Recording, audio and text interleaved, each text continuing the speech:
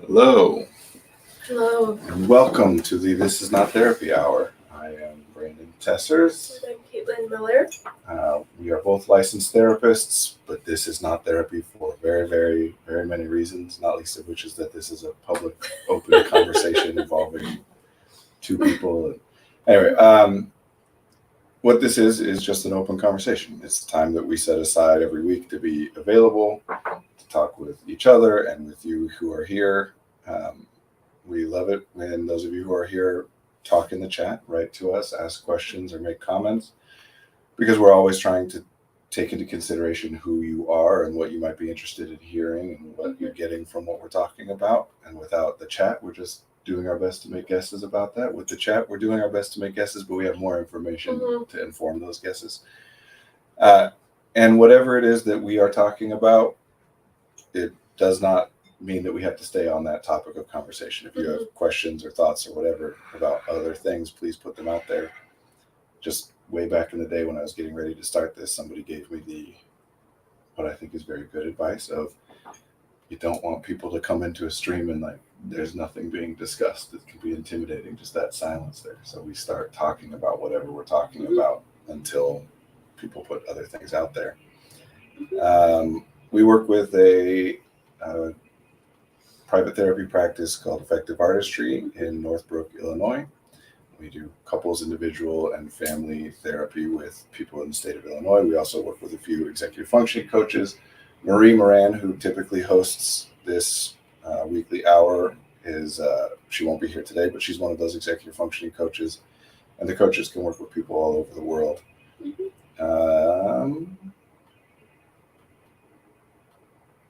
I miss anything? That seems like mostly the important stuff. Okay. I feel like I'm missing something. What am I forgetting? Well, whatever. We'll deal with it. Oh, something about your comments are public or something. I think this is a public stream, and so if you do type in the chat, just be aware that it shows up under the name associated with the account that you're in. So if you're watching this through Facebook, it'll be posted under your Facebook account. If you're on YouTube, it'll be through your YouTube account. And if you're on Twitch, it'll be through your Twitch account. Oh, and they're also archived. I'm trying to archive them on Twitch. I think there's a little bit of glitches with that, but they're archived on YouTube, so that's something for them to know. These videos stay live as video on demand after the fact, including comments that are made. All right, well, here we are. I swear I'm forgetting something. There was something I was thinking of and I forgot. I always want to say something like, if you're interested in working with us, you're welcome to go to our website and we have a contact form, but I feel like that kind of sounds salesy. I don't know.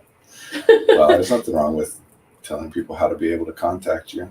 I remembered what it was that I was preparing to say and didn't say, which was that our therapy practice and our approach generally focuses on working through a neurodiversity affirming lens, which does mean that we tend to work with many people who identify as neurodivergent, but is not specific to that. That's good enough. We're here. Hello, welcome. We like mugs for coffee. Or tea. I actually don't drink coffee. Coffee tastes gross to me. It used to me, and then I convinced myself. I think coffee is tea too. Like some of these things are, this phrase acquired taste. I was going to say they're acquired tastes, but I had a weird interaction with some people, I don't know, 6-7 years ago at this point, talking with them about something that I enjoyed and that they were saying they did not like the taste. And I said it was an acquired taste and they got very offended. And apparently, at least for them or for some people, saying something's an acquired taste sometimes has the connotation of like, oh, only sophisticated people can appreciate this. You just haven't acquired the taste and sophistication. Yeah, I think there's something about the word acquired, even though Which what I mean by it is that there are certain things that doesn't seem like really anybody enjoys it on their first interaction or early on, but as you do it more and more, then you get, alcohol seems to be one of those things. I remember the first time I had alcohol, I spit it out of my mouth and I was like, what do all these people do this for? I was like so grossed out. I mean, honestly, this plays into a lot of stuff that we were talking about off stream over the past couple weeks about schema and perception sets and whatever. But there are things that it's like, yeah, they're so, especially things which are fairly like far out on the edges or outside of the parameters of your experience before that. Like coffee has such a strong taste to it that is really unlike anything else that isn't coffee. That when you go to drink it the first time and you have this, even if you're thinking like, okay, people have told me it's strong or bitter or whatever, your awareness of what bitter can be. Same with like really hoppy beers, you know, like your awareness of what bitter can be doesn't encapsulate that until you do it. And it's like, whoa. Yeah. But then once you start to get used to it and expand your parameters and whatever. That reminds me of when I used to work in restaurants and I would say to people like, this red wine has notes of tobacco. It's like, what does this mean? They just taught me, they said, say tobacco. And I'm like, okay. Wine tasting is very interesting stuff because there's some research on that, like through the lens of perception and what things influence perception and whatever. Because it tends to be that when talking about wine, a lot of people will come down on the side of like, oh, it all tastes the same. It doesn't really matter. Everyone else is just pretending or whatever. And then the other side will say like, no, there's very clear better wine, worse wine, whatever. And the truth is that, of course, different wines taste differently. But in terms of quality, that does not correlate to like the different ways that it tastes. So some of the research, for example, is taking like expert sommeliers and giving them bottles of wine where they've swapped, like they put cheap wine into the bottle of expensive wine and vice versa. And the stuff that comes in the expensive bottle will get rated as higher quality than the stuff that is in the cheap bottle, even though the contents were switched. Interesting. So they do taste different, although like we're saying, same with like coffee and tea and whatever, like the more you have experiences within that realm, the more you kind of refine your ability to distinguish one version from another. But yes, if you like it, then it's good. If you don't, then it's bad. That reminds me of like the iterative art stuff. And I'm trying to do that as I create more art, just like this is something that some people will dislike, some people will find neutral, and some people will like, and that's the reality of everything.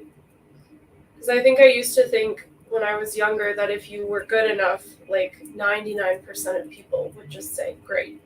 Like you would just check all the boxes. That's what it can feel like, especially, I mean, you know, this is often referenced or this is often talked about in reference to like former gifted kid syndrome or golden child or whatever. Yeah. But in large part, I think because of the way that our academic system is structured, you are taught, especially if you do get 100% and A's and whatever, especially if you get those things early on without like putting much effort or even being aware that it's something that you're trying to get or whatever. Yeah. But it does reinforce this idea that that's possible just generally, that there's a way to get something done perfectly with the maximum score possible, which doesn't apply to anything outside of, it's not just academics, it's anything where an individual or a group of people is assigning something to another group of people and they will be like evaluating that thing. Because when you have a particular person or a group of people, you can get their maximum. Yeah. Right? Yeah. Especially when we're in a larger system like at school where you need some defined set of criteria that's relatively standardized, whatever. But yeah, real life does not work like that.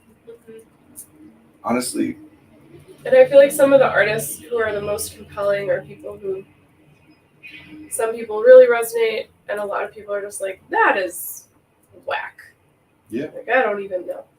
There's a term, motel art, that refers to like, someone just said that about the art of my building. Really? And I was like, I like it. They're like, this is just totally motel art. Motel art means like art that is kind of blandly pleasant. Like, like it's nobody's going to be bothered by it. No one's going to be offended by it.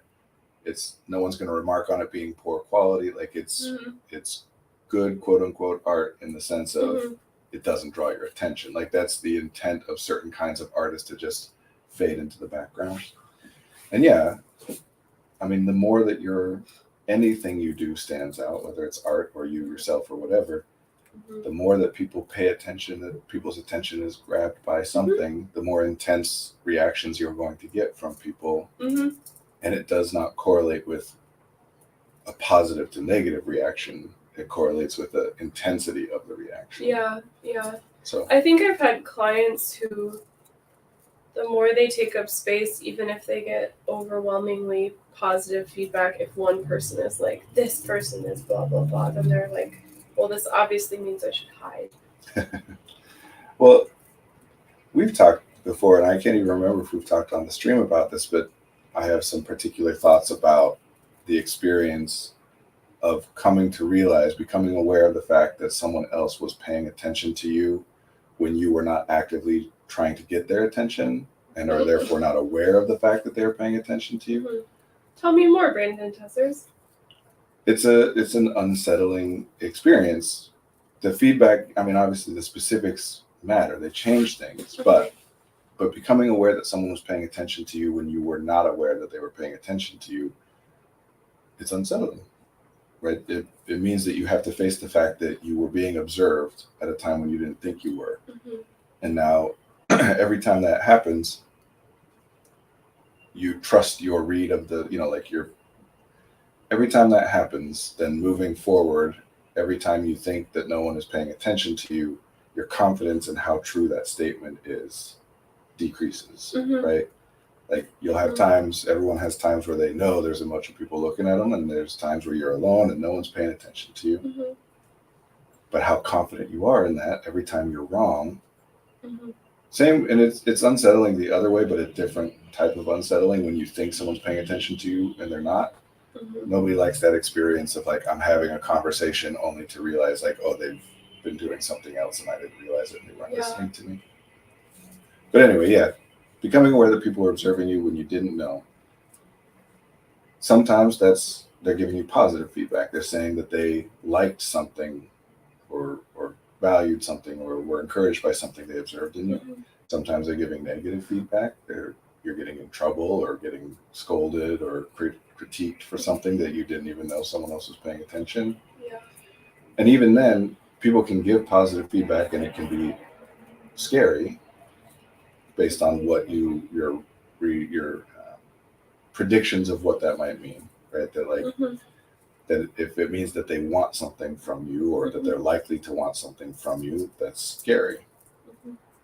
If it means that they're just like plainly giving you feedback, then that's not as scary, although it tends to get interpreted as that they want something from you, otherwise why are they coming to tell you this, right? Mhm. There's this inherent like, if I'm saying, hey, I saw the way you helped that person, and I just wanted to say I think that's really awesome, whatever. Mhm. Even if that individual is some random passerby that you'll never interact with again, it still reinforces this idea like, oh, that's what people want to see. Mhm. So getting positive feedback can, yeah, feel like pressure, feel like Mhm. it can feel bad because now you feel like you got to live up to it.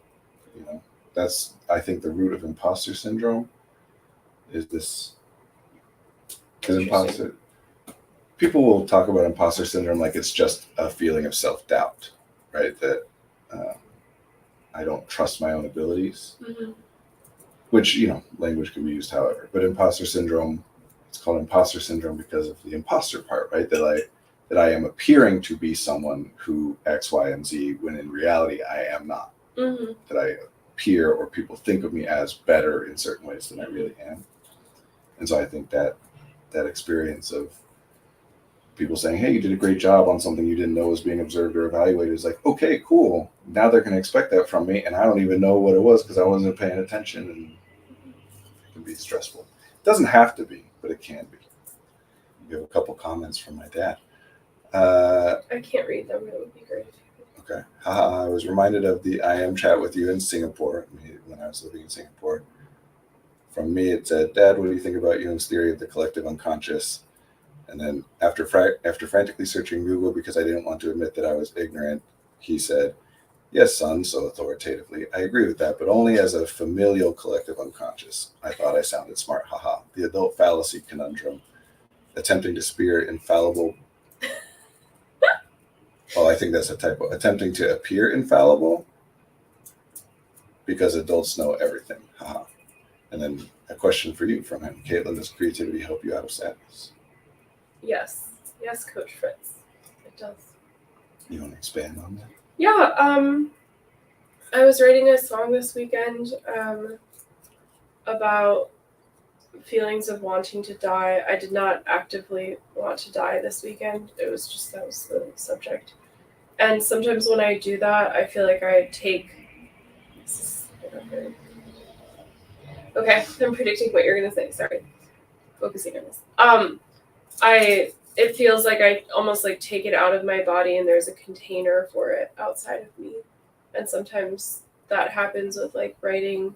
Happened with writing a poem a couple months ago. I was very upset about something, and it felt like all of those words just kind of like took whatever I don't know, almost like a solid heaviness out of me.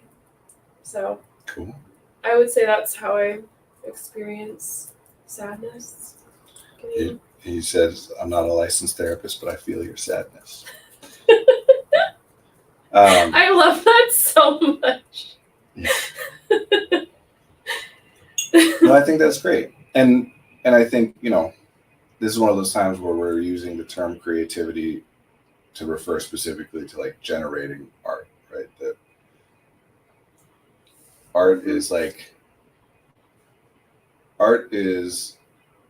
there are specific parameters around what art is, Mm-hmm. right? Like creativity is just making new connections, forging new connections, right? Mm-hmm. And it can be in any discipline, in any way, whatever. Where art, we've kind of put more narrow constraints or parameters around what counts as art. And even in a specific discipline, what is visual art? What is music? Yeah. And a quote that I love from Mark Rosewater, who's been the lead designer of Magic the Gathering for like 30 years at this point. Mm-hmm. Restrictions breed creativity. Mm-hmm. In the same way that like necessity is the mother of invention, right? If you say to someone like, you can do anything you want, then it's very difficult to come up with something new, create new connections. Instead, you rely on, okay, what are things I've liked doing in the past, right? Mm-hmm. But when I put restrictions around it, which are there theoretically blocking you from being able to utilize answers and stuff that you've come up with in the past, because now there are restrictions that didn't apply then, and so you've never come up with answers to this particular thing before, you have to get creative. Mm-hmm. Yeah, I found this YouTube channel this weekend of this, mostly the woman teaches it, but she also has a partner who does it too, songwriting, and there was something about just hearing the basics, because I never actually tried to learn it formally, but the basics of like, this is what a song is expected to be, blah, blah, blah. And she's not like dogmatic about it. She said a lot of great songs are variations from like a general structure, but it was really cool. I was like, oh, and then I was also thinking with ceramics, I figured out the Metropolitan Museum of Art has an online catalog that you can search. And I was like, I'm curious what like ancient ceramic sculptures looked like. And I Googled it, and then I found the Met's website, and then I looked at it and I screenshotted some of them, and I was like, that also reminds me of parameters or restrictions that I didn't really ever think of within like visual art, but like what did ancient people do with clay? Yeah. And it was kind of cool. It is cool. Yeah. And just kind of more generally, that's the point of what we were talking about, I think last week, about being influenced by other things. Fast Insider says the Met website is so helpful. Yeah, when I found it, I was amazed. And so interesting. Yeah. I've not been to it. Yeah, and I could search. You can search by material, because at first I searched sculptures and there was like metal or whatever and lots of other things. And then I was like, what about ceramics? What about pottery? Yeah. I'm curious about your dad about feeling my sadness. Does that mean I'm coming across as being sad? Yeah, I was curious about the same thing. Do you mean you're feeling sadness like that Caitlin is experiencing, or do you mean that more as like I share similar experiences, I feel your sadness, or what exactly you meant there? Bass Insider says, I've used it to research ethnomusicology. Ooh, tell me more. Oh my gosh, that's so exciting. That So one of my good friends from when I was younger, who I'm still in contact with, his wife has her PhD in ethnomusicology. Wow. And so that he says, I heard sadness in your voice, Kate. Oh yeah, that's interesting. I was thinking about that, if that's what your dad meant, that I think I'm actually allowing myself to appear as tired as I am, because in previous streams I've been maybe 10 times more sad than I am right now. But I kind of do like the peppy thing, so Sure. I don't know. I think our conversations around sadness and exhaustion have been really interesting. But I've been feeling very tired lately, but actually not super sad. I don't know. It's interesting. Yeah, I says it's okay for therapists to be sad, is what he said. And Yeah. Vast Insider before that said to try and figure out exactly when organs were invented, using the Met website to try and figure out when organs. At first I thought like bodily organs, but yes, organs. Yeah. Like pipe organs, correct? I would assume. Yeah. I guess. Because invented is not the term typically used to describe the development of like bodily organs. An ancient human invented the heart. Which. And then placed it in its body. It's okay for therapists to be sad or tired. He added or tired. Yeah, your son is doing a great job of teaching me that it's okay for therapists to be sad. You seriously, oh my gosh, it's been so helpful. Right. And if you actually share it and communicate it and sometimes cry, then I don't know, maybe you feel better. Sure. Well, and that connects to something you were talking about creating a container and language, and that I want to come back to. But I'll say I'm glad. That's nice to hear that's something that I've been effective in trying, because it's something I aim to try to teach people. And I'll clarify that for me, it's not about like that it's okay to or not okay to. That kind of thing. Okay, same with like it's good, bad, appropriate, inappropriate, that kind of stuff. It has no bearing on what is, right? Like if you're sad, you're sad. Whether it's okay to be sad or not does not change the fact that you are sad. And so I'm always trying to focus on just dealing with the reality of the situation rather than trying to mask it or bypass it or hide it because you think of it in some other way. I think of being okay to be sad in this context as I don't have to hide it. So, yeah. I really do think with therapy, there does tend to be this idea that therapists are like content experts, subject matter experts, kind of like the way you would think of like, a history PhD, that people think of therapists as experts on how people work and why people do what they're doing and whatever. And it's not that there's nothing to that, although honestly, I don't tend to find that kind of stuff to be super helpful in the therapeutic process. Therapy, I think, is much better conceptualized as like a trade, the way you would think of a plumber or a woodworker or whatever, that it's about the ability to interact with things, observe things as they are, envision how to be able to get them to be honestly different. A plumber makes a lot of sense to me. So because I feel like I look at a system, understand basic water flow, ask the person how they want the water to flow, and then figure out where it's backed up or what pipe to fix or whatever. Right. I don't know. So it feels practical. There is definitely some subject matter knowledge, right? Like some because plumbers know how. But it's about understanding the fundamentals of like how these systems operate. And then the way in which therapy or a therapist can be helpful in the therapeutic process isn't about sitting back and teaching you all about all this various different stuff. It's about utilizing that information to get in there and interact. And that honestly, I've said this before on the stream too, that I think that people think of therapy as applied psychology, which I think psychology is detrimental to therapy. I think of therapists as what I've said in the past is applied philosophers.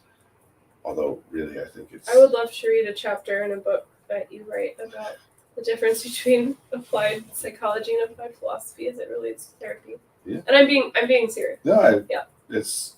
I think linguistics, what I would really say is applied cognitive science, Mm-hmm. but Yeah. it involves a lot of linguistics and whatever. Mm-hmm. A couple more comments. I took ethnomusicology classes over summer and it was so fun, but I'm not here to derail. Just wanted to celebrate the wonderful Met website. It doesn't feel like derailing. I love it, and it reminded me. I'm pretty sure I took some ethnomusicology courses in undergrad, and I remember loving it. Yeah, it's a discipline that I would like to know more about, It understand sounds better. very neurodivergent. It's a discipline that I don't really understand the parameters of it very Mhm. well. Like Mhm. so when I say I would like to learn more about, I don't mean like specific content that falls under the umbrella of ethnomusicology. I mean, Mhm. like, I'm not exactly sure what makes ethnomusicology ethnomusicology, Yeah. like what it is. Yeah. And then my dad said, I found a restriction that's helping my writing and performance of poetry, been going to poetry slams.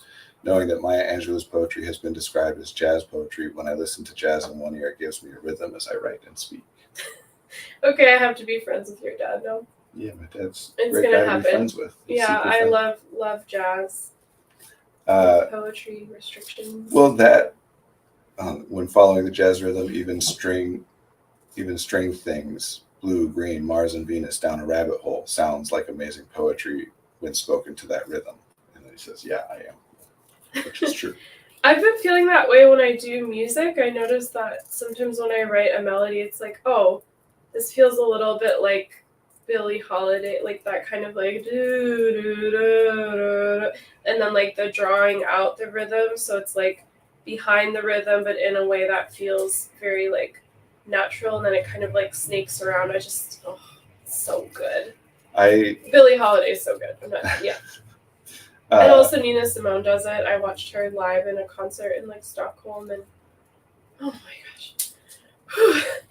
Well, all language, all sound has musicality to it, Mm-hmm. but all language has musicality to it, even written language, because written language is always developed after the spoken language in terms of like systemically, right? An individual, especially deaf individuals, obviously are going to learn written language before sound-based language because they might not learn sound-based language at all. But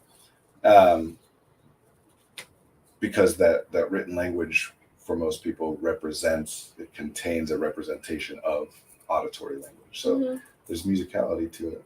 Mm-hmm. And when it's been a long time since I've written poetry, but back when I used to, I much more enjoyed spoken word poetry versus written poetry. Mm-hmm.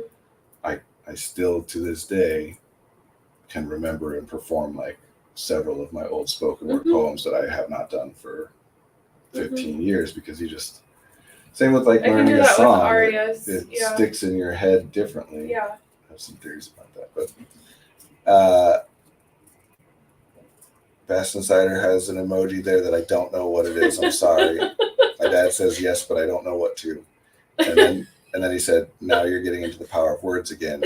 Doom like the power of sound. Wordery. Wordery is a word that he used he told me about that he developed this word wordery that kind of means like magic. Sorcery? Yeah, kind of. Yeah. Like referring to the use of words as a skill, a domain, like magic. I'm using my wordery. I think there's a new emoji I can't see. And that one looks like a laughing turtle.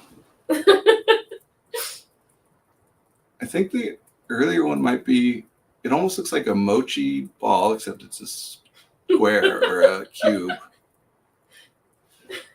Honestly, what you were talking about, like feeling as though you have a container for your experience once you put it into a song.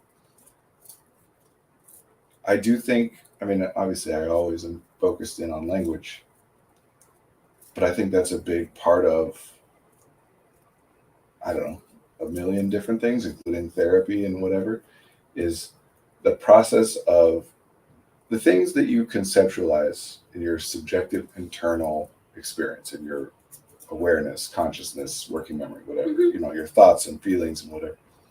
Those things are conceptual. They are abstract, right? They don't 100% mirror something that actually exists in reality. But they also, at least at first, often don't fit into language perfectly.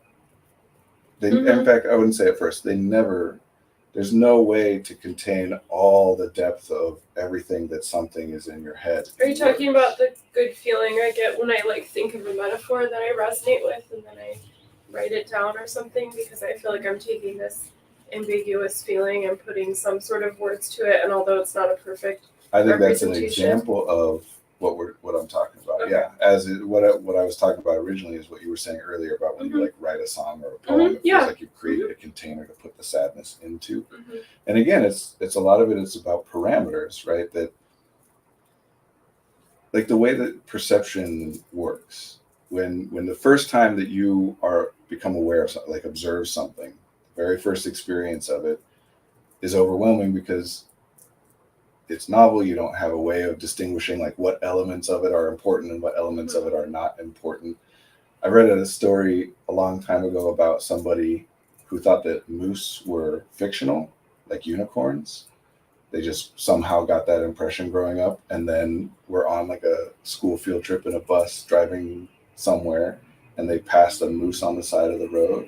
Okay, I have to tell you this. Wait, No, do you want to? Okay. I was just listening on YouTube to an interview that Greta Gerwig, is that her name, the Barbie and Lady Bird? And she said something like she's adapting Chronicles of Narnia, and she said the author C.S. Lewis, correct? That he said that my goal in writing about an enchanted forest would be that the next time someone enters a forest, they look for signs that the forest they're entering in reality is enchanted. Oh, that's And it cool. reminded me a lot of what you were just saying about I like that. moose. Yeah. And yeah, the story. And she was like, "This is a very hard thing for me to do, but it is my goal for my next movies. I will be doing." Oh, that makes me wonder. I thought it was so finish beautiful. saying the story, and then I'll. Okay. That of course, when she saw that moose on the side of the road, she flipped out and did not understand why everybody else was not flipping out, and everyone else didn't understand why she was flipped. Like it's cool to see a moose, sure, but not like screaming and you know. And so there's like I like to think of that, imagine that, like what must it be like to experience something for the first time. That's how I felt snorkeling and watching a turtle come up for air. Yeah.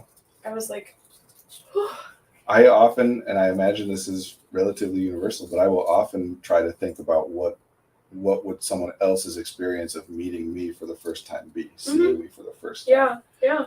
Or there are fun, it doesn't happen a lot, but there are times my wife and I have talked about where like we're out in public someplace, or you know something's happening and I catch her out of the corner of my eye where I'm not expecting to see her, where my brain is just thinking of it as like random people. Yeah. And I'll see her and I'll be like, "Ooh, that woman's attractive," and then a few seconds later, be like, "Oh, that's my wife. That's great." My wife. And she'll have the same thing with me sometimes. Yeah. Those moments where you don't have the information to match what you're perceiving against an existing perceptual set. You get so much data about the thing because you haven't identified yet what about it is important. And I feel like that could be a powerful writing prompt for like spoken word poetry or writing lyrics, or to be like, what would it be like to experience this thing I'm trying to write about for the first time, or what was it like for me when I experienced it for the first time, and what do you notice more? Yeah. So putting something into language is like the transition from that first experience of a thing to a subsequent experience of it, that you now don't notice all the details of it. As soon as you label a thing, you then are going to perceive that thing through the lens of that label, and any element of the thing which is extraneous to being able to match it to the label now just kind of gets lost. You don't need to pay attention to it anymore. You don't need to remember it anymore. So the process of putting things into language that's kind of the point of a lot of like what it is to use language, right? Is that we're taking large conceptual things and in order to put something into language, we have to identify what elements of it are the relevant elements to represent, and what elements of it can just kind of be lost and it's okay. Plus, then how memory works too is that you now are going to remember it through the language that you've assigned to it, as opposed to remembering it through that large, like experiential, like nebulous thing that's difficult to contain. Mhm. In executive functioning terms, a lot of this would be referred to as sequencing. But yes, I think it's part of the reason that I'll tell people all the time that, of course, given that, the person you're communicating with is safe for you and etc. Right? But that talking to somebody else about something, regardless of any specific advice or thoughts or feedback that they give you, is helpful in dealing with this stuff because of the fact that you have to put it into language Mhm. in order to communicate it. And so art is a version of that. Art Mhm. is a communication with an unseen future hypothetical audience. I guess for me, I feel like songwriting, and maybe this would apply to spoken word poetry too. It feels like it can. There's like a normative aspect about how deep and evocative and emotional it can be that I feel like is hard to contain in spoken language in the moment within the context of a conversation. See, I like that. And I know what you're saying, but this is helpful to me, or I think I understand what Yeah, you're saying. yeah. This is helpful to me in being able to develop language to communicate things differently and better, which is that spoken, just regular, normal spoken communication to me is the same thing. Yeah, yeah. No, Right. and I was picking up on that. You thought that, and so I was thinking, how do I relate to this? And yeah. I mean, I think sometimes I'm afraid to say, like, and this is kind of like unmasking too, but how dramatic the language I'm using in my head is. And I think in my mind, I give myself permission to use dramatic language within the context of art, but using it within relationships, I feel like, whew. well, But maybe, I guess I'm saying that's a counter to you to say maybe that's why maybe I have more of a delineation that doesn't actually need to exist and is probably not useful to exist. well, I used to talk a lot about what I call the bathtub analogy and haven't really referenced it much, but that in referencing the brain, like as far as information management is concerned, Mm-hmm. that it's like a bathtub, that there are three important elements. There's the faucet bringing the water in, there's the tub that contains the water that you're using while you're using it, and then there's the drain that takes it away.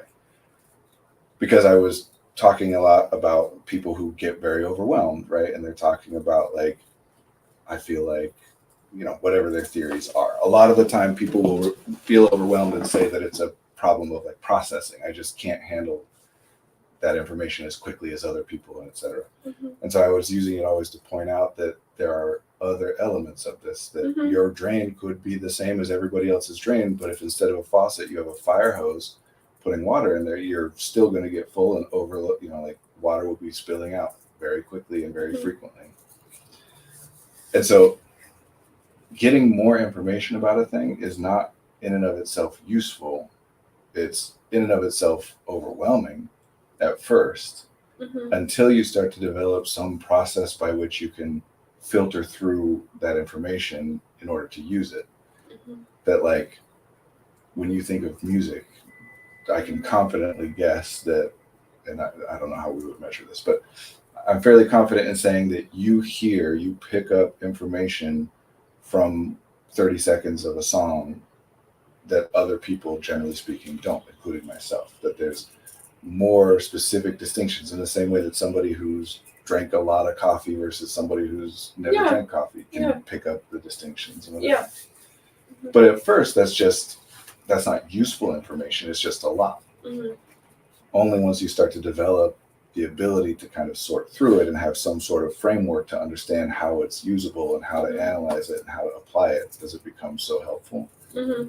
And so when you're talking about, feeling overwhelmed about the idea about getting all that information from conversation in a relationship, Mm-hmm. being overwhelming, it is at first, and then you get more and more used to it in the context of that specific relationship, but also in the context of a larger thing, and etc. That I've said a lot that every person speaks their own language. Mm-hmm. I'm not the only one who said that. I don't mean to like claim that, but Mm-hmm. but I think really the more accurate thing is that every relationship has its own language. Mm-hmm. That I speak the same number of languages as the people with whom I am communicating, Mm-hmm. and it's a lot. And so the same way that if somebody is trained to get all that detailed information from music, then the processes which dictate what things we notice and what we don't, are going to prioritize or are likely going to prioritize auditory information across the board more highly than somebody else, because there are many cases in which it is useful to get that information. So why wouldn't I continue to? But then when it's in a different domain where I don't have the frameworks developed of like how to filter through this and use it, now I'm picking up all this auditory information but can't do it, and it's like being sprayed with a fire hose again. Or the other metaphor I like to use is it's like those Coinstar machines, the machines where you dump a bunch of coins in and it automatically sorts them and gives them back to you in like little, wrapped bundles. They're like, change theoretically is useful, but for the most part, when it's not organized, a lot of us were more annoyed by it than anything. Like, I don't want to be carrying a bunch of pennies around or whatever. And if someone were to like grab big handfuls of change and just throw it at me, it'd be overwhelming and unpleasant, and I would not like it. I would want that to stop. But if I have a Coinstar machine, and as they're throwing the change at me, I can just funnel it into the Coinstar machine. Well, now it's just feeding me money. Yeah, I want to get as much coins thrown at me as possible. So the flip from how unpleasant and overwhelming getting information can be versus how useful it can be, I think that's important.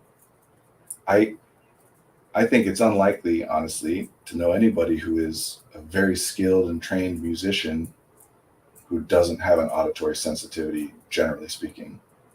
Oh, yeah. Just like it's unlikely. I was remembering how in my 20s I used to shame myself for wanting to cover my ears when sirens went by because I couldn't see anyone else doing it. And I was like, I just have to suck it up because if I cover my ears, I'll look hysterical. Which is, now I cover my ears every time. Oh, yeah. My family and I went to the city over the weekend. We stayed in a hotel for a couple nights because this week is spring break and we're not traveling for it, but we wanted to do something. Oh, that's so cute. Out of the usual. Yeah. Fun. Did you go to like museums or something? We did. Science and Industry? Kids Wing? No. Trying the psychic stuff. No, the only museum we went to was the Art Institute. That's but we went to what's now called the Willis Tower, the Sears Tower. Yeah. And there's this like pop-up experience called the Color Factory. And my dad's texting that sounds so cute. All right, I'll read your text later. What is spoken word poetry? I Slam think poetry. there are a lot of word poetry. Sorry. Can you read the comments? Is that okay? Yeah. Okay. I feel very excited about these, but I can't. It's a laughing sugar cube. That's Bass Insider's referring that's to hilarious. That square. And the next one, technically, Turtle, that streamer likes tea a lot, so she calls her chat the sugar cubes. And this I'm not 100% on, Bass Insider can clarify, but I believe what happens is when you stream on Twitch, there's a way to be able to like generate your own specific emojis that people in your chat or who, subscribe to you can then gain the use of those emojis. So I think maybe that turtle emoji represents a particular streamer is what they're saying. That's so cool. I grew up thinking that snowflakes were what snow looked like if you looked at it under a microscope. Well, that's interesting. The only snow I'd seen that was not in snowflake form. It blew my mind when I first saw a real snowflake on a ski lift in Montana. I've been obsessed with them ever since. Tell me you grew up in San Diego without telling me you grew up in San Diego. I sometimes wish I could read Name of the Wind for the first time again. And then my dad just said that was the purpose of emailing versus the chat was for later. Interesting. Yeah. That's funny. I was writing, one of the songs I was writing this weekend was about water, and I wanted to think about metaphors of water that go underground or disappear. And I determined one verse is going to be snowflakes, one is going to be a river at the bottom of a canyon, and one is going to be a raindrop that falls through like concrete in the city. So I thought that was the snowflake thing was cool. Interesting. Yeah, it's all fractal, dude. Honestly, trying to trigger you. I think one of the elements of an experience that can make it more likely to be something that sticks with us is when we realize we had the wrong idea about something, right? Mm-hmm. Like that moment of learning that your conception up to that point is in some way inaccurate, mm-hmm. I think is more likely than to turn that experience, that thing, that memory into something that sticks around. I almost referenced, but we just moved on to other things at the beginning of this, talking about inventing organs. I still remember being very angry about in 5th grade getting a test on like simple machines, levers, ramps, Mhm. inclines, Mhm. whatever. And I got one of the questions wrong because the question was which of these levers or which of these machines was like the first one that existed. And the correct answer, according to the test, was lever because the human arm is used as an example of But something you're like, that's the a human lever. arm can't be invented. Right. And so I still remember getting out in the spelling bee in fifth grade on the word business because I spelled it Buisness, Buisness, and I was so confident in it when they said I was wrong. Yeah, like these experiences of learning that you were wrong on something, those things get stuck in your head, Mhm. which is part of what I'm getting off on the other things, but to me, it's part of what makes becoming somebody who everybody when they get information that contradicts their established to that point understanding, right? That you understood something in a certain way. Now you have an experience where you get information that points out that your existing understanding was flawed or limited or inaccurate or Mhm. whatever.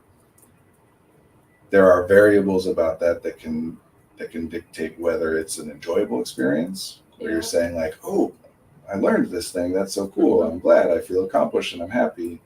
Or would you feel bad about that Mhm. experience? Oh man, I can't believe I've been wrong all this time, Mhm. right? And and there are things that I think you can work on as an individual that you can do to shift it so that you have that first experience more frequently. Mhm. In the research, sometimes there are things referred to as like arguing to learn versus arguing to win, right? That you're looking to develop and correct and improve as opposed to looking to understand and confirm that you're already doing something Mhm. correctly. And I think that's one of the big things about it that is so joyful to me is you learn stuff all the time. I mean, everybody is learning stuff all the time. Yeah, and I feel like what we try to do here is making the learning process not mean that someone is like bad or dumb Yeah, or like not insightful or something I've been saying a lot these last few weeks is you can want something to be different than it is without it being bad that it is the way that it is. Mhm.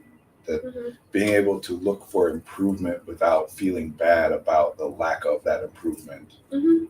is a big thing. And again, something everybody does in different contexts, but we want to expand it out to do it more.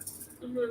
Because literally everybody is getting new information every moment, contradictory to their prior expectations of it. Mhm. Yeah. And so the more of that is about like, enjoying and appreciating learning those things versus feeling, for example, scared, like we were talking about earlier, Mhm. becoming aware that someone was paying attention to you when you didn't know that they Mhm. were. If you can respond to that with, oh, good, I'm glad, that's great, Mhm. is wonderful. Responding to that with, oh no, that's terrible, is unpleasant. And I don't mean to say that everybody should respond to, like, there are very valid reasons and good reasons that you should be, or that it's appropriate or most likely that you'd respond to that with like, oh, I'm scared. Yeah. So this not to say this is one of the problems with the way that therapy is generally thought of, is that this isn't, none of the stuff I'm saying is that everything exists only within the individual and it's all under your control, or if you just change your attitude everything's better, whatever, like there's reality and actual circumstances outside of you that impact things. uh, the turtle emojis from Twitch itself, the sugar cube is from a particular streamer. Basset Sauer said, I might possibly have been almost 20 when I learned that. I think about the snowflakes. And then my dad says, fractal, question mark, like a kaleidoscope. Oh no. He says, I like that. Like father, like son. Brandon's been trying to get me to define fractal for like 6 weeks and I refuse to. A lot longer than that. And has it been longer than 6 yeah. weeks? Oh, it's really? been since last calendar year. I'm pretty Really? sure, yeah. Oh my gosh, time is going by so quickly. And to be clear, and we started making jokes that fractal is like every type of word, so it could be like an adjective, a noun, or a verb. And Brandon hates that. I don't. He's like, I you really are don't. breaking the rules. That's you projecting your way of approaching language onto me. Because I do try to be clear about this to people because it is very, very common for me to ask people what they mean by a particular word or phrase, which I'm always coming at. What I mean is Jung's synchronicity. Yeah. I'm saying that to your dad. Oh, okay. Meaning We're like gonna go back to connection and how things connect and impact one another, or are impacted by other things without any like specific observable uh, chain of events. Can I tell you about a fractal recently? Well, no, sorry, keep going. Well, I'm trying to clarify that that's an example of what I'm talking about, where when I say to someone, what do you mean by that? They will often respond as though what I'm saying is, do you even know what the dictionary definition of that term is? And if not, you're using it wrong. Or, like they'll respond to that question as though I'm testing them, when what I'm doing is I want to understand you better. So I'm asking, what do you mean by that? Because that particular thing to me, I could interpret it different ways, and I want to narrow it down. Kind of like we asked my dad earlier about what he meant by feeling sadness. Yeah, I totally understand your intention. I think sometimes when I don't know the answer or I'm not sure, I then change how I'm reading your intentions, even though your intentions are the same. Well, I'm glad, and I'm putting it out there not just as a statement to you, but just as a general. It's an example of that, because when someone else says something that you're not sure you understand, you don't know what they mean. Many people will often have an initial response that's been developed over the course of their life of like, oh, don't let them know that I didn't understand what, like my dad's story about the collective unconscious, right? Mm-hmm. That it's quite common for people's first reaction to be like, okay, use context clues to basically figure out what they meant, even though I don't know what they meant by that thing. And just kind of, it's similar to like when someone speaks and you don't quite hear them and you're like, what? And they repeat themselves, and you still don't hear, you say what? And they do it a third time. And then at that point, it's just too uncomfortable to say what again. So you're just like, oh, like a response that sounds like I heard you, but gives no specific feedback, so that it can't be determined that I didn't actually hear you or understand you. Yeah. But that specific thing, once you shift into trying to hear and understand other people as opposed to trying to make it clear that you already do, which is part of what I was talking about with the way therapy is thought of earlier. It puts therapists into this terrible box that we've constructed for ourselves of like, I have to be an expert and be perfect and never be sad or tired and know what everybody means by everything all the time, because if I reveal to them any lack of knowledge on my part, then they'll think of me less as an expert. And then I wonder why neurodiverse people are like, my therapist didn't know anything and they kept on pretending that they did, or like they kept on putting me into a box that didn't apply, and when I tried to clarify, they just kept putting me back in that box. Yeah. I also have to go quite soon because I have a tooth. Okay, we'll wrap up soon. But you're welcome to go all day long, Brendan. My dad said, I like that, looking for improvement without feeling bad about what you want to improve. Gratitude for how far you've come while we're wanting to continue the journey. Haha, I'm still laughing. Refuse to, ? Meaning you refusing to define fractal. One cannot access a grumpier without knowing the meaning and even the way to say the words. Caitlin, you are right. Oh, grimoire. It was the first one. Yeah. Caitlin, you are writing a grimoire that we want to access. Not grumpier, haha, grimoire. I love using. I feel like for the most part, I do a decent job of remaining aware of like what language I have in my head that I use that is not common and that people don't.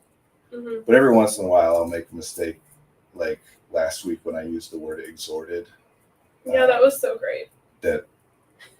Or grimoire strikes me that way as like a word that like I know exactly what you mean, or at least I feel as though I do, and just forget that that's not common usage sometimes. But grimoire is like a magical tome, like a spell book, more or less. And yes, that's the point, is like what we're trying to do when we're getting a better understanding of what people mean, when we're asking for clarity, when we're asking for information, when we're showing, I don't already know this, please tell me about it. I haven't already understood what you're saying, please help me to understand it. We learn more, yes, becomes a more pleasant experience, but it also develops the language in that relationship so that we then communicate better and better and better. Yeah. And it's like a systems building thing, right? Where it increases the efficiency of communication for the remainder of the relationship at the cost of diverting from whatever it is we're trying to communicate about right now in order to figure this out and get better on the same page. Yeah. So we'll often feel like, that doesn't matter, never mind, let me give you a different word, like let's move forward. And that's often reasonable, right? There are relationships where no, I'm just interacting with this person one time. I have no expectation that we'll do it Yeah. again, so it doesn't matter. Other relationships, like my kids, my wife, my Mhm. colleagues, like Mhm. those are ones where when someone uses a word or a phrase that I don't know what they mean, like I really want to know. Yeah. Yeah. It also makes people feel very heard, seen, Yeah. listened to. Yeah. Like we have that language for things And because that happens with my clients too. right. I'm gonna leave the room. Oh, I hate it's leaving. 1:57. You I said know. 2:00. I know. All right. I know. Oh, that's all right. Good to be with you. I'll I wrap also up need here. to drink water and Okay, have fair my enough. protein shake. But this was really lovely. Good to be with you. I'll talk to you later. Yeah. Have a lovely rest of your stream. Wordery demands clear understanding and recitation. I'm not trying to sound brilliant. It's become my code word. He sounds brilliant. He is brilliant. Which, as I talk about a lot, has its upsides and its downsides for all of us. I like what you're saying, and I'm with you. And I'll say clear understanding is not possible. The pursuit of clear understanding can be very useful, but it's not. There are a lot of things that it's useful to pursue that in the pursuit of them you uncover, learn, develop, build things that are valuable, even though the thing itself is not something you can actually ever achieve. So perfection as an example of that, because perfection is a construct. It's a abstract concept we've developed to represent a thing which can in no way be ever improved upon, right? That it is done. It is finalized. It is sealed. Nothing could ever be a better version of that thing. There is no way that thing could ever improve in any way, which, with narrow enough parameters is achievable, right? Like a perfect test score. Yes, 100 is the maximum test score. Therefore, it's perfect. It can't be improved upon. But when it comes to communication or just, life generally and whatever, not a thing that can be achieved. But the pursuit of it, wanting to be better, wanting to be perfect, this is a thing that comes up a lot in reference to, perfectionism, right? People think that, oh, I'm a perfectionist, and that's, something I'm saying is problematic for me or for others in my interactions with me or whatever, because I want to be perfect and things not being perfect bothers me. The wanting to be perfect part is not the problem. Kind of by definition of what perfect means, everyone at all times wants to achieve perfect results, wants to achieve perfection. There's nothing wrong with wanting that. The problem is when you view the fact that you have not yet attained it and then respond to that negatively, right? So when someone's saying I'm a perfectionist and that's a problem, whatever the problem is the behavior that is a result from observing the fact that I'm not perfect or have not done the perfect thing yet. I feel negatively, or I do problematic things, engage in problematic behavior. And so that's one of these like really little small nuanced distinctions that I find to be very impactful. If you think of being a perfectionist as I really like things to be perfect and that's bad about me, now you're going to try and get yourself to not want things to be perfect, which isn't going to work because again, by definition, perfect is, the way that you would ideally want it to be. How can you not want things to be the way that you would want them to be, right? But instead, if you say, okay, this is about how I'm responding to the failure to be perfect, that I can change, I can work on. And this is one of those things that we're talking about right now. That there's nothing wrong with wanting to be perfect. There's nothing wrong, for example, with, I shouldn't use that example. I was going to use a charged, like controversial example, but we have to wrap up here, so another time. But there's nothing wrong with, I don't know, wanting to get better grades or wanting to run a faster mile or whatever. The problem only happens when, I should clarify, problems can happen outside of this, but the problems we're talking about happen when you respond to your failure to do so, to be that thing or accomplish that thing negatively. It's great to want to run a 4-minute mile. If when you run a 5-minute mile, you say, okay, that's not what I was aiming for, but it's not bad. And here's what I've learned and what I can improve upon. It's when you want to run a 4-minute mile and you run a 5-minute mile, and then you beat the crap out of yourself in your head, or punish yourself, or restrict access to things, or blow up at everyone around you, or whatever, like, then that's the problem. I think people get confused by this, thinking that there are things that you should or should not want. That the stickiest version of this is when wanting something to be different is in and of itself something that you think might be a problem, like perfectionism. But let's talk about cleanliness, right? That when you are somebody who wants everything to be clean to the strictest standards and definitions that you have applied to it, right? If there's been a pattern of experiences in your life where you feel in certain ways or behave in certain ways that are unpleasant or problematic because of the fact that things aren't clean to those standards, then a lot of the time you'll start to come to think of the problem, like we're talking about, is how clean I want it to be. So now you're stuck because you want it to be as clean as you want it to be, and you can't change that. You can change the criteria that you're looking for to be able to say, yes, this is as clean as I want it to be, but you will always want it to be as clean as you want it to be. And if you start judging yourself and feeling like you have done something bad or failed in some way for wanting it to be like that, that you shouldn't want it to be cleaner than it is, then now you've got a whole new problem that's impossible to solve. Another comment: I learned that I'm a perfectionist around the age 16 and it's still a struggle to change, but I learned to accept what I can bring. Yeah, Caitlin made that comment about being brilliant, and I made that offhanded response about brilliant has its upsides and its downsides. And here's one of those things: being intelligent, utilizing intelligence, right, is a complicated conversation.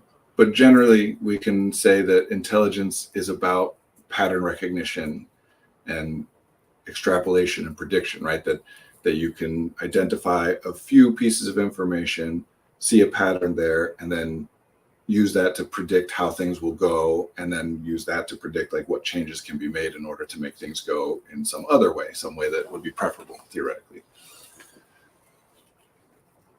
That's obviously hugely helpful in so very, very many things. Problems can be the fewer pieces of information you need in order to be able to predict how a pattern will play out, the quicker you can address things, right? The fewer experiences of something going poorly you'll need in order to be able to predict. So there's an advantage to that. And everybody does that. Obviously, there are variations, but everybody does that. We look at some data, put it together as a pattern, and then make predictions that guide our behavior from there.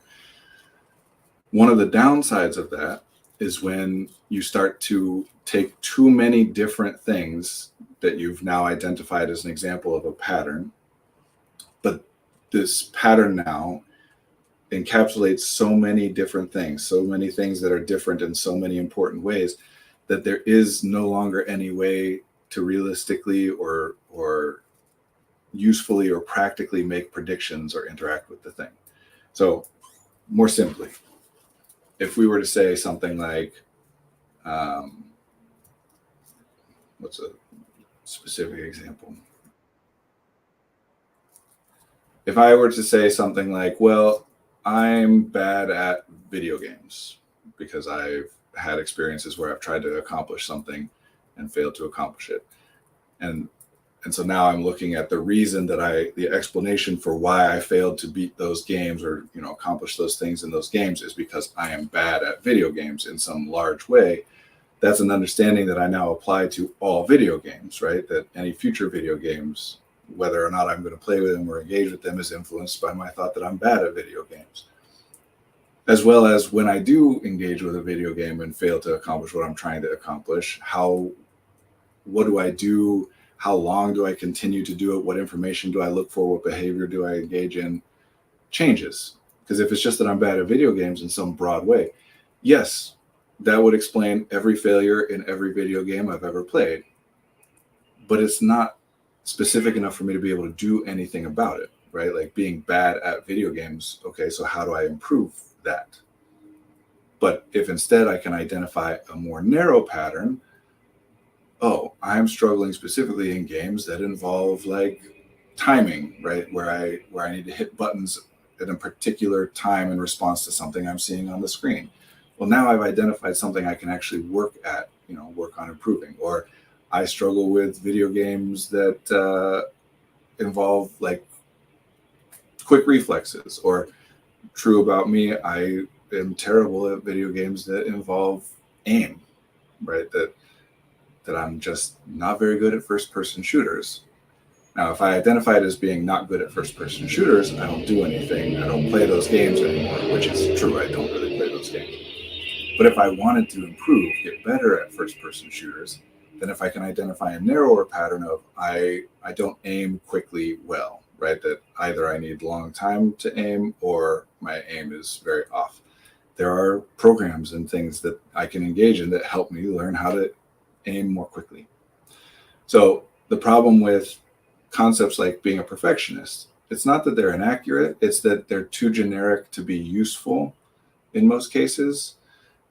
That anything that I can, like any experience that I can identify then as being that the bad thing about it, the unpleasant or unhelpful or problematic thing about it is due to the fact that I'm a perfectionist, that prevents me from looking further into the specifics, into something that might be a little more actionable. So, because here's a statement that's kind of ridiculous, but I'll explain it and it'll be unarguable. It is impossible for anyone to be a perfectionist in any kind of broad or general sense. You can't want to be perfect in the way that people mean when they're talking about being a perfectionist at everything. At the very most, because I know a bunch of people would say, no, that's not true. At the very most, what you could want to be perfect in this sense, what you could want to be perfect at is all the things that you are thinking about and are aware of, right? That no matter how much of a perfectionist you are, I can find something that you've never even considered and therefore is an example of something where you don't care very much about being perfect, like ice hockey or cup stacking or, I don't know, throat singing or whatever, right? So at the very most, what we could say about someone is, I very much care about being perfect about the things that I'm actively thinking of, which again, at that point we're saying, yeah, that's kind of the point. You wouldn't be thinking about it if you had not identified in some way that it is important or valuable and therefore meaningful in order to be perfect. I'm running off on all kinds of things, and I'm not sure that I'm being very clear. I'm also feeling a little rushed. Let me read a couple of these comments. I feel like sometimes perfectionism stems directly from which brain chemical supposedly induces satisfaction. Serotonin, it's dopamine, and I'll come back to that in a second. If that's the right one, I feel like people who don't have enough serotonin also struggle with perfectionism because they never really feel satisfied with their work. And then from Coach Fritz, pattern recognition, logic and reasoning, even identify what has produced the current situation, the characteristic IQ, logic and reasoning of therapists who recognize this untruths, manipulation. So again, first of all, I'll say this. Chemical imbalance is a myth. We have lots of research to show that. More importantly, it's not to say that there aren't different levels of different neurochemicals in different people, or that those things are released or that they are reuptake. I don't know the past tense version of reuptake or whatever, that stuff doesn't vary. It does. It's the causality that's the issue. So this goes into your thing here too, Coach Fritz. We can never... Correlation does not equal causation. It's a phrase a lot of people have heard. And I think often it is interpreted to mean that there is such a thing as causation, but people will then look at this thing called correlation, which means these things seem to happen in tandem or in proximity or in some pattern of relationship with one another at a certain frequency. They'll look at that and mistake that for being causation. But the reality is that the point of that, especially in terms of science, is there's no such thing as causation, just correlation. In practical terms, obviously, there's causation. Like if I am holding this and then I slap it and it falls, and I say, what caused it to fall? In practical terms, we can all say, well, the fact that you hit it off of the other hand, right? That's what caused the fall. In practical terms, that's important to be able to useful in order to be able to use these things. Sorry, I got distracted. There's a comment that says who. I don't know what that question is in reference to. Maybe it just got sent early, but I'll come back to it. But the truth is, if we're talking in like scientific terms, right, where we're trying to be empirical and as accurate as possible and whatever. Oh, who asked? I don't remember. I'm not sure what question you're referring to.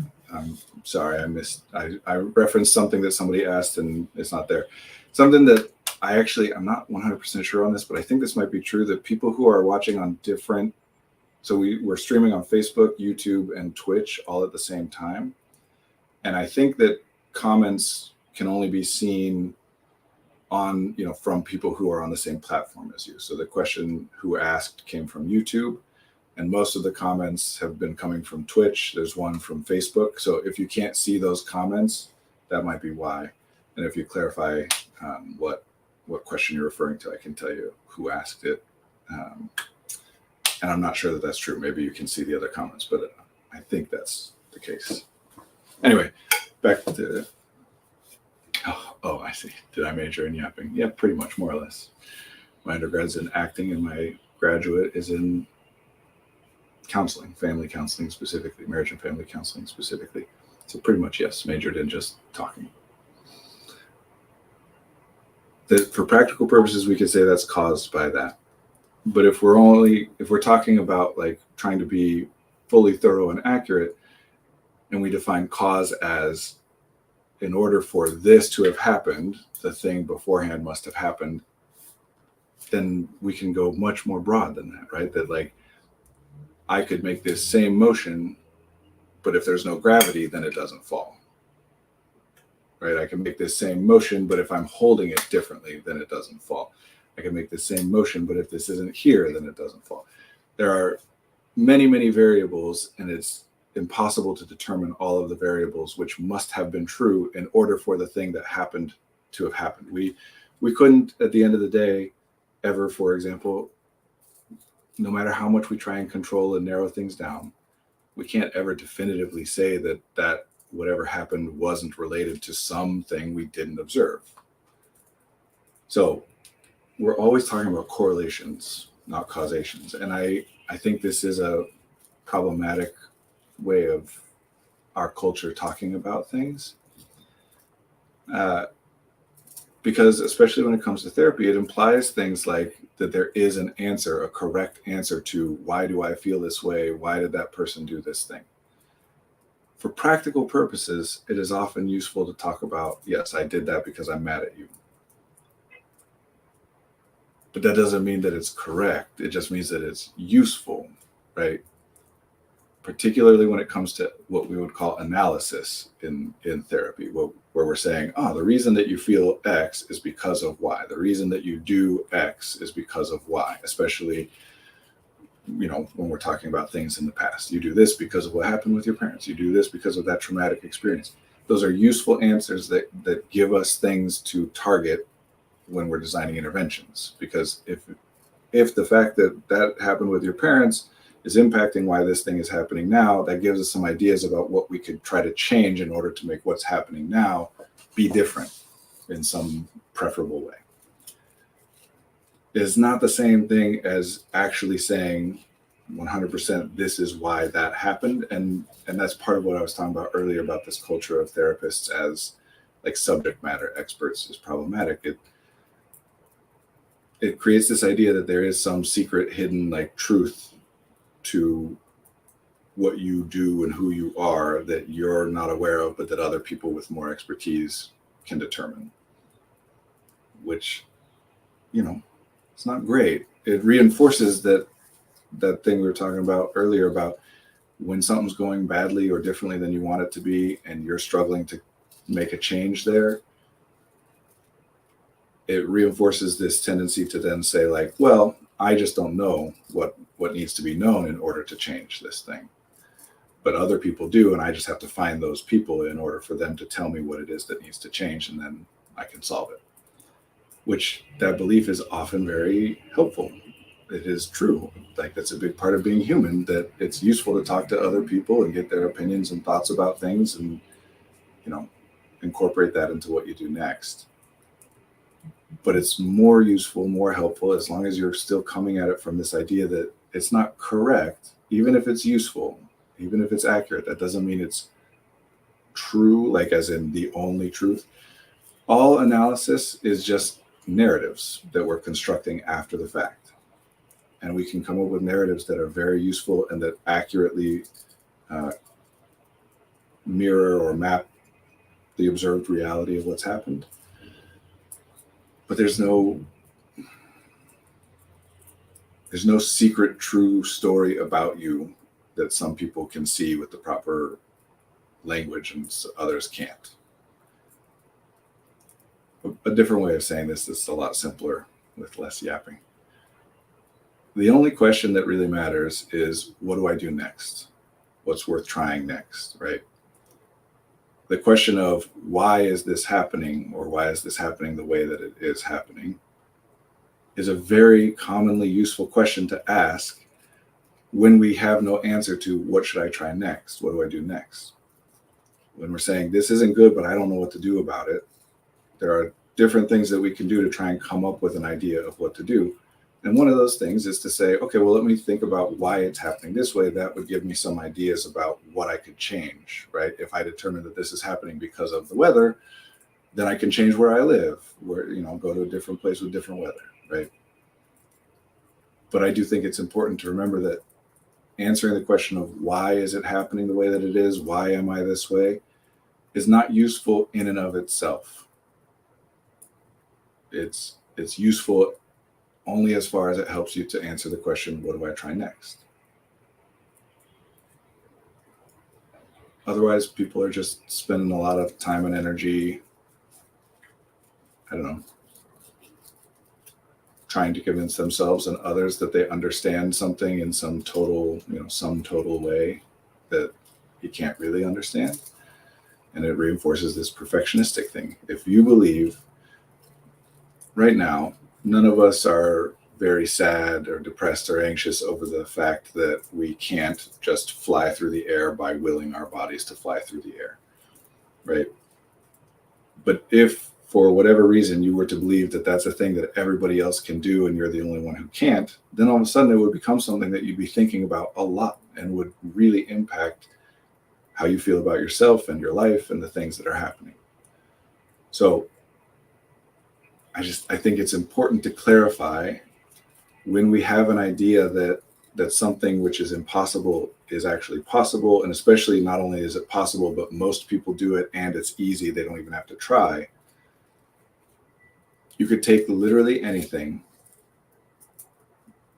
that is impossible for a human to do, and if you were able to convince an individual that not only is it possible, but everybody else does it, or most people, normal people do it, and they do it easily, and it's not even a problem for them, whatever that thing is, that person will now obsess over it, be depressed and anxious in regards to it, etc.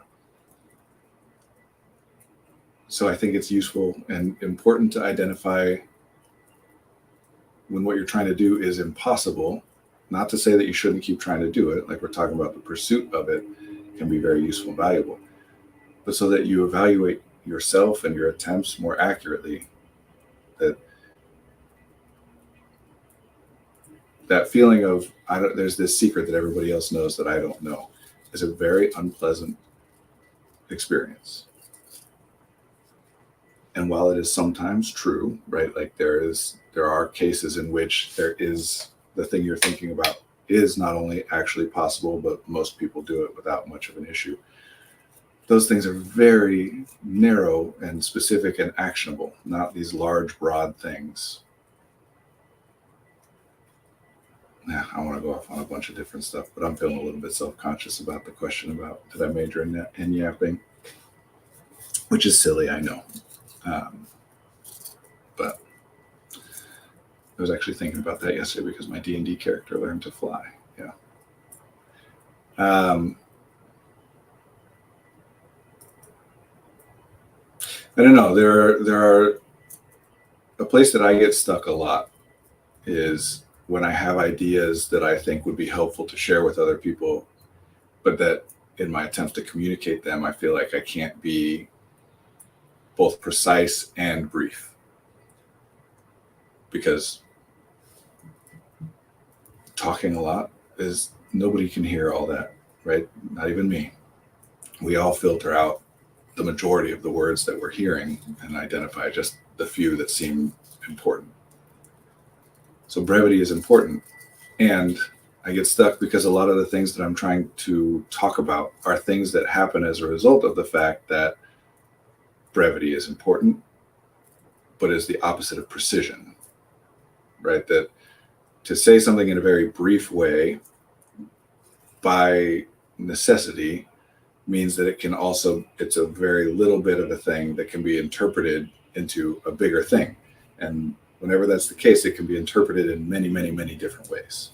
The more precise you are, the fewer ways that it can possibly be interpreted, but the more it takes to hear all that. And so when I'm talking about a lot of this stuff, a lot of it originates in the fact that there are things that we share very briefly, like stuff involving neurotransmitters, for example, because it's useful to know that those things exist and that they impact us and that there are ways to modify them both with medicine but also with non-pharmacological things.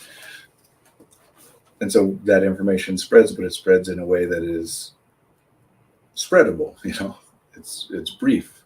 It doesn't contain all the full details and nuance and complexity because, of course. But then it gets unpacked and interpreted in a different way than it was originally intended to mean, and eventually starts to mean something different than what. Sometimes these things get shifted into ways that become more harmful than helpful, even though there's always still some utility in them, especially if they're interpreted or used in a particular way. One of the concepts that I think is an example of that, people have a tendency to believe that happiness is the default state, that human beings by default are happy, content, satisfied, comfortable, and that therefore anything different than that, being sad, anxious, uncomfortable, in pain, whatever, means that something which shouldn't be happening is happening in order to mess with that default state. You're being taken off of the baseline of being happy and content by something problematic, something you're doing, something someone else is doing, something that exists in the environment. And it makes sense why people think of it that way. But it's problematic because it leads to this. If you think that happiness is the default state, then that means that you think that most people are happy most of the time without having to do anything about it. That all you have to do is address and eliminate, get rid of the stuff that ruins it, that prevents you from or makes it so that you are not happy. But the truth is that in order to be happy, honestly, in order to be alive as a human requires that many, many things are done. The default state of everything in the universe, I don't mean this to sound bleak, but entropy, the default state of anything is chaos, death, the disorganization of atoms, right? If you do nothing, you die. So just a simple thing like that, shifting the idea of being happy as, in order for you to be happy and comfortable, many, many, many things must be happening, as opposed to, it doesn't really, nothing needs to happen except just we need to make sure that nothing bad is happening. Because that makes it so that when people are sad or angry or anxious or tired, then they start evaluating the problem through the lens of what's wrong, what's going on, which can be helpful. All these things can be helpful. But it can also be really problematic when you start to interpret your own sadness or tiredness as the symptom of something that you're doing wrong or something that's wrong about the way that you're constructed, as opposed to you're tired because you're tired. It's like being hungry, right? Like it's a sensation that is useful for us to be able to feel as a way to signal to us what is valuable to do.